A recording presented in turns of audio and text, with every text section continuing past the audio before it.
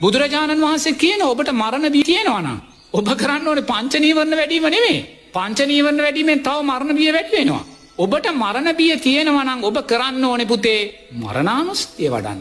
මරණානුස්සතිය වඩන්න. අර මැරිච්ච අහිංසක මිනිස්සුන්ගේ ජීවිතේ දිහා දකින්න.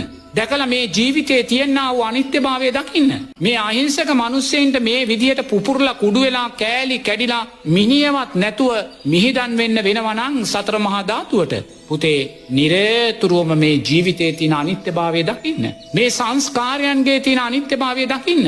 අර තරුපහේ මහා හෝටල් වල සුඛෝපභෝගී ආහාර වේල ගන්න ගියේ සුඛෝපභෝගී මිනිස්සයෝ කෑලි කැඩිලා විසි වෙලා කුඩු වෙලා මරණීය දුකට පත්වෙච්චේ මරණානුස්සතිය ජීවිතයෙන් දකින්න. දුක්මත් පෝසත් භාවකින් තොරව අපි කවුරුත් මරණය වැළඳ ගන්න ඇති නුවණින් දකින්න.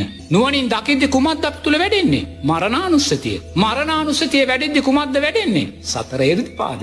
සතර ඉර්ධිපාද ඡන්දය, වීරිය, චිත්තය, විමර්ශනා වැඩෙනවා. ඡන්දය වැඩෙනවා, කුසලයේ කෙරෙහි තව තව ශක්තිමත් වෙනවා. එයි පංච උපාදානස්කන්ධ ලෝකයේ බියකරුයි. පංච උපාදානස්කන්ධ ලෝකයේ අනතුරුයි. පංච උපාදානස්කන්ධ ලෝකයේ නිරේතුරුවම කැඩිලා බිඳිලා විසිරිලා විනාශ වෙලා නොසිතූ නොපැතූ වෙලාවක ඔක්කොම සුණුසුණු වෙනවා. අන්න ඒ නිසා නිරේතුරු මෙයා තුල ඡන්දය වැඩෙනවා. කුසලයේ ශක්තිමත් වෙනවා. ඒ නිසා මං අකුසලයට යන්නේ නැහැ. මේ අකුසල් වල විපාකයි මේ වෙන්නේ. ඒ නිසා මේ අකුසල් විපාක වෙද්දි තව අකුසල් කරන්න බෑ. එනිසා මම මරාගෙන මැරෙන බෝම්බ කරුවටවත් මං දේශය වඩන්නේ නැහැ. ඒ මරාගෙන මැරෙන බෝම්බ කරුවා තුලිනොත් මම මරණානුස්සතියමයි වටු කරගන්නේ. එයා මරණානුස්සතියෙන් දකිනවා. ඒ මරාගෙන මැරෙන බෝම්බ කරුවාගේ ඒ ආධ්‍යාත්මික රූපය කෑලි කැඩිලා කුඩු වෙලා බාහිර සතර මහා ධාතුවට මුහු වෙච්ච හැටි දකිනවා. ඒ බෝම්බ කරුවාගේ පටිච්ච සමුප්පන්න විඥාණය සතර අපායේ භයානක දුකට නැවත ප්‍රතිසන්දිය ලබනවා දකිනවා. සුන්දර මරණානුස්සතිය. මරණානුස්සතිය වැඩෙදි සතර ඉද්ධිපාද වැඩෙනවා, ඡන්දය වැඩෙනවා. එයා කුසලයේ තුල ශක්තිමත් වෙනවා. දැන් මගේ භික්ෂු ජීවිතේ මම ඔය අනතුරු දැක්කේ මොහොතේ පටන් මම තව මගේ ආරෂ්ඨාංගික මාර්ගයේ ශක්තිය තුලමයි හිටියේ. තව විදර්ශනාව තුල ශක්තිය තුලමයි හිටියේ. මොකද පුතේ එතනයි අභියෝග ජය ගන්නෙ. මොකද අපි බුදුරජාණන් වහන්සේගේ ශ්‍රාවකයෝ. අර රා පෝල ඇතා ඉස්සරහට එද්දි බුදුරජාණන් වහන්සේ පුතේ ඒ ඇතාට මුණ දුන්නේ සතර ඉර්ධිපාදයන්ගේ ශක්තියෙන්, ආරෂ්ඨාංගික මාර්ගයේ ශක්තියෙන්. ඒ නිසා දරුවෝ අපි නිරතුරුවම සතර ඉර්ධිපාදයන් වැඩෙන්න ඕනේ අපි තුල මේ මොහොතේ. එහෙමනම් මරණානුස්සතියයි වඩන්න ඕනේ, පංච නීවරණ නෙමෙයි. බයේ හැකිලිලා හිත මොකද්ද වෙන්නේ, අනිද්දා මොකද්ද වෙන්නේ? එහෙම හිතන මොහොතක් පාසා තව අකුසලයේ වැඩෙනවා.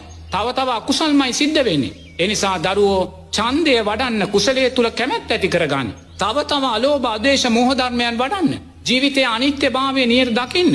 සල්ලිකාර මිනිසයා, දුප්පත් මිනිසයාත් එකම බෝම්බයකට කෑලි කැඩිලා කුඩු වෙලා විනාශ වෙලා යන මේ පංච උපාදානස්කන්ධ ලෝකයේ මේ විකෘතිය නුවණින් දකින්න. ඒ ඡන්දය වැඩෙද්දි මොකද්ද? ඡන්දය ඊළඟට වීරිය ඇති වෙනවා. දේනේ කුමක් කෙරෙහි වීරියද? මේ දුකෙන් මිදෙන්න ඕනේ කියන වීරිය.